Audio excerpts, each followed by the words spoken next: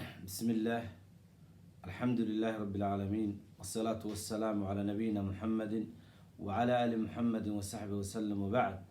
وحن أمد الصوماليات مسلمين ميرول بيجوكت الله. السلام عليكم ورحمة الله وبركاته. وحن قلنا هي الدنيا دو واسك امتحان الدنيا دن إلها اسكله أول كده آخر كده ماشي كده معنا سيجارته ده معنا سنة إلهي أسجع بسها أوك الدنيا ده وحصامره امتحانه حنصامره وليسيو إنسان كان وحالة السياء إن بدن مرر بدن ضعف جيسة كرتيارديسة إلهي وحا والله على كل شيء قدير قدرة إلهي ومخلوق كله حساب ماله وحي ما أنت الدنيا علمي لهاي أود لهاي هب لها وحا فيروس ير جيرمس ير إن عنده أركينين ميل لقال للايه مركز جديد كله فاروجي والسوقية اللي بنيي وأربورد اللي حري ومدارس اللي فسحي بل مساجد اللي فسحي maxaa dhacay insaanku waa miskiin insaanku waa daciif horumar kasta hadduu sheegto awoodda ilaahay kama bixi karo dadku waa inay sidaas horta awalan ogaadaan thaniyan qofka muslina markay masaa'ibta ama cudurrada noocan oo kale ama noocyada daacunada iyo cudurrada la midka ah ee faafakacaan ee dadka u sababa inay dhintaan dadka muslimiinta waxaa la gudboon inay ogaadaan geeridu qof walba way maraysaa kullu nafsin daa'iqatul mawt naf walba way dhimanaysaa murugo badan yaysan kugu haynin dhimasho waxaa murugo leh cudur ummadda dhan baabi'inayo laga yaabo inuu magaalo dhan baabi'iyo xanuun taasaa leh taasna ilaahay waxaan ka baryaynaa ilaahay inuu naga badbaadiyo taasna dadku waxaan leenahay geeridan waa xaq walmowtu xaq wax badan oo naxdinayo uusan lahaan cudurkan gaayatu maa fiihi waxa ugu dambeeya oo laga cabsanayo dadkuu dilaa waay intaas waay dadka qofkii markuu dhimanaa meeshaas waay meesha laga cabsanayo dhimashana ajal waayo cudur looma dhinto caafimaadna looma noolaado qodobkaasna waxaan rabaa in meeshaas aan ku xiro aadaabiyaad aad jira dadka muslimiinta marka cudurrada noocaana kacaan looga baahan yahay inay la yimaadiin oo nabigu sallallahu alayhi wasallam marar fara badan isagoo joogo wuxuu ka sheekeeyey cudur la yidhaha daacuun wuxuuna sheegay cudurkaas marka uu dilaaco qofka muslimka waxa laga rabo magaalada uu ka dilaaco qofka joogo nabigu sallallahu alayhi wasallam aad uga hadlay wuxuuna dhihi jiray calayhi salaatu wasalaam wuxuu yidhi wuxuu dhahay nabiga idaa samictum بأرض فلا هدات كم قشان عنا ضاعونك بأرض فلا تدخلوا عليه وإذا وقع بأرض وأنتم بها فلا تخرجوا منها فرارا منه هدي دول أو كدعوا عاد مقشين هجلنا مقال اللي يري عذر فافايا ودتك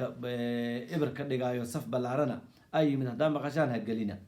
هدي عاد كجرتين وكدعانها كبحنا إذن كو عذرك كعرليسين سلاس درادي دو حال روادتكو كرنتيل كان دولي هذا اللي سكسو الرقي وتشرع على الإسلام كوافق سنيد سيداس واي مركو عذرادان دلعان ودن والبا إنو إسحره مقالة والبا إن لحره هدو عذر كأدو قطريها وحافظ يدقمد لك الحرين نقونا بندو لقرقو محايا لي عذر كا وحال الربا إن أسباب للي مادو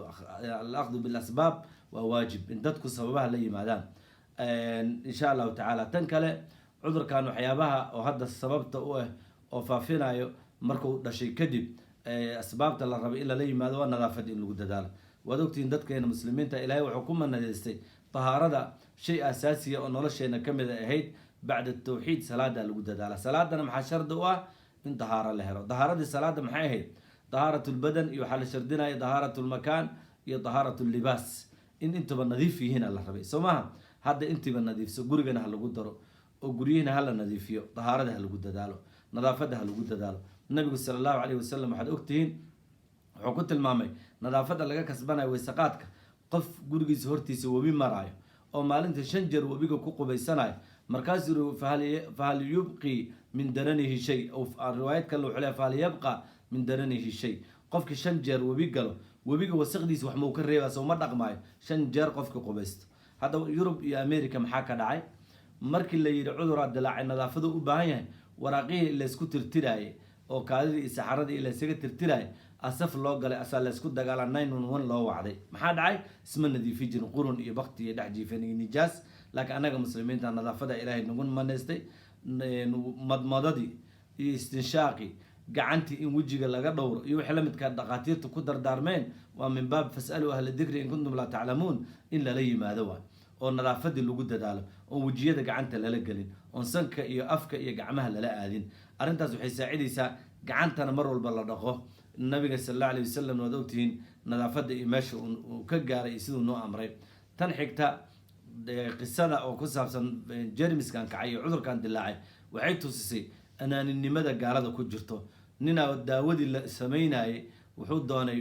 Trump inuu yidhaahdo anigaa iibsaday dhammaanteed aniga laga iibiyo adduunkana daawadiis ani martahay ugu noqdo. ilaahay gaal ummadan insaaniyadda hal qof mas-uuliyadoodii noloshooda wax ku xiran ilaahay uma dhiibaayo. ilaahayna ummadda ha ka badbaadiyo. maxaa ka dhalanaya arrintaas inuu ixtikaar sameeyo, waddankoo rabana ka iibiyo, waddankoo rabana u diido, lacagtoo rabana sheegto, ummaddii inay hortiisa ku halaagsanto asagana oo sidii kaabalaada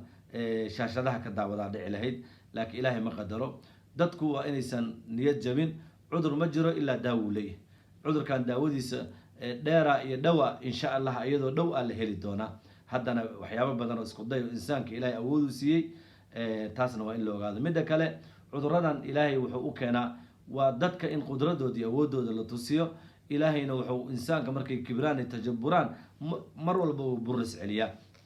ilaahay waxaan ka baryaynaa inuu naga najiyo. ilaahay waxaan ka baryaynaa inuu ilaahay zuuliyo cudurkaas. ilaahayna waxaan ka baryaynaa dadka muslimiinta inuu si gaara u waafajiyo asbaabul wiqaaya. ilaahayna intuu ku dhaco ka daaweeyo. waxaan kaloo xasuusinaynaa qofka muslina oo ku dhinto waa shahiid.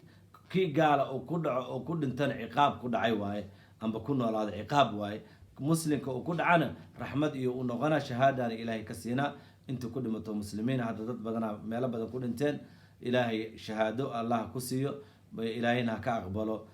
shahaadadoodaas amaam allahi dembigoodana allah ku dhaafo. ilaahay ha naga najeeyo. ilaahay waddankeenana maskiinkaana ilaahay ha badbaadiyo. dib aan uga hadli doonaa xalaqaad kale. wajazaakum allahu khayran. wallahu subxaana wa tacaala aclam.